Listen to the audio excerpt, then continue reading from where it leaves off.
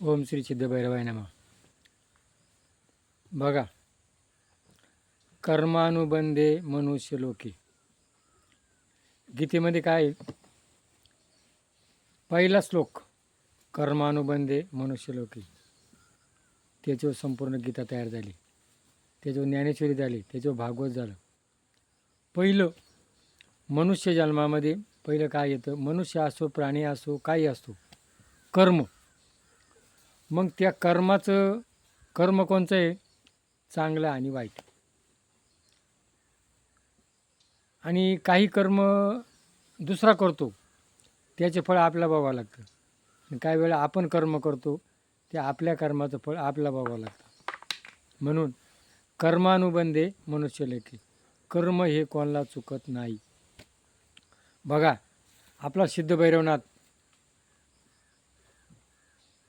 कालभैरव, उग्ररूप घेतलं कालभैरव. त्याला काय करायला लावलं शंकरांनी? याला शिक्षा कर ब्रह्मदेवाला. मग आता शिक्षेचे प्रकार अनेक आहेत. त्यांनी त्याच्या करंगळीना, डाव्या करंगळीच्या हाताना, आणि त्याचं काय केलं? पाचवं शिर खोडून टाकलं. आता तो कोण होता? ब्राह्मण. आणि ते ब्रह्म हत्येचं पातक झालं. आणि मग ती त्याच्याभोवती फिरू लागलं.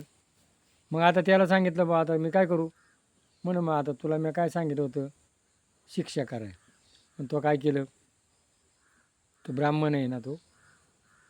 मग तुझं कर्म मग ते बगलात घेतलं. मग काही कर्म करायला जातात, त्याचा फायदा आपल्याला होतो. आणि मग तो भारत ब्रह्म करून काशीला गेला, काशी पवित्र झाली, आणि त्या पाताळात गेला, आणि आज मणिमल्ल दैत मारले, अद्यावरात तो बसलाय. आपला फायदा झाला. मग आपण त्याच्यापासून काय करायचे? त्याची सेवा करायची. आणि त्यानं काय केलं? आईवडिलांची सेवा केली. मग आपण काय करायचं? सेवा करायची. म्हणजे ते कर्म आपण बघायचे. आपण जर आपल्या आईवडिलांची सेवा नाही केली तर आपले मुलं काय करतील? आपण ध्यानात ठेवायचे. रावणाला मारलं. कोणा? रामाना. रावण कोण होता? ब्राह्मण. शेवटी रामाला यज्ञ करावा लागला. काय? ब्रह्मयज्ञ. त्या ब्राह्मणाला मारल्याचं पातक. वालीला मारलं कोणा? रामाना. पुढच्या अवतारात तो कोण झाला? पारधी. आणि कृष्णाच्या पायाला बाण मारला. कोणा? वाल्यानं. म्हणजे आजपर्यंत जेवढे उदाहरणं आलेत, दशरथ राजानं कोणा मारलं? श्रावण बाळाला.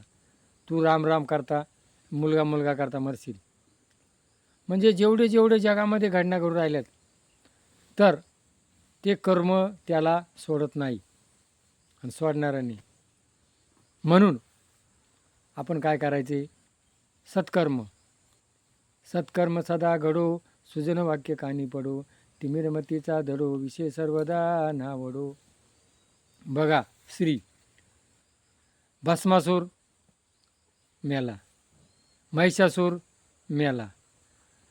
कृष्णाने काय केलं होतं? कृष्णाच्या यादव कुळाने श्रीचं वेश घेतलं होतं, आणि संपूर्ण कुळाचा नाश झाला. दुर्योधनानं द्रौपदीला सभेत नेलं, त्याचा नाश झाला. रावणानं सीतेला नेलं, त्याचा नाश झाला.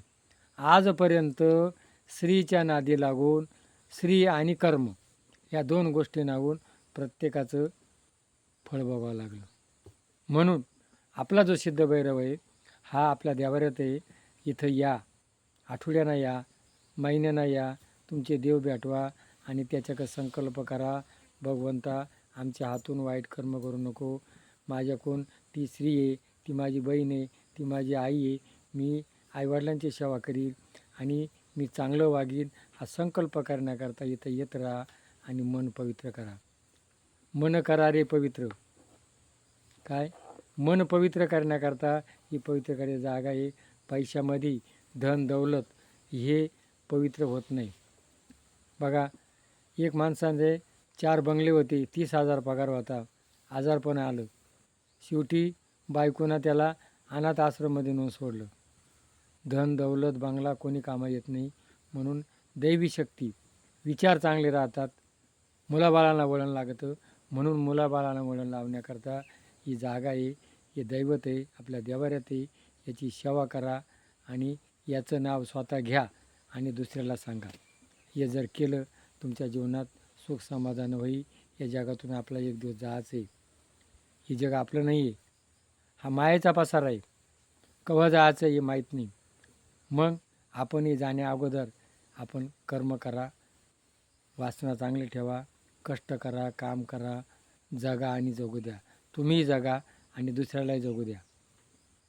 भगवंत तुमच्या हृदयात आहे, भगवंत आईबापात आहे, निसर्गात आहे. आणि ही ध्यान ठेवा. हे पटलं असेल तर हे विचार आपण क्लिक करा. जय भैरवनाथ.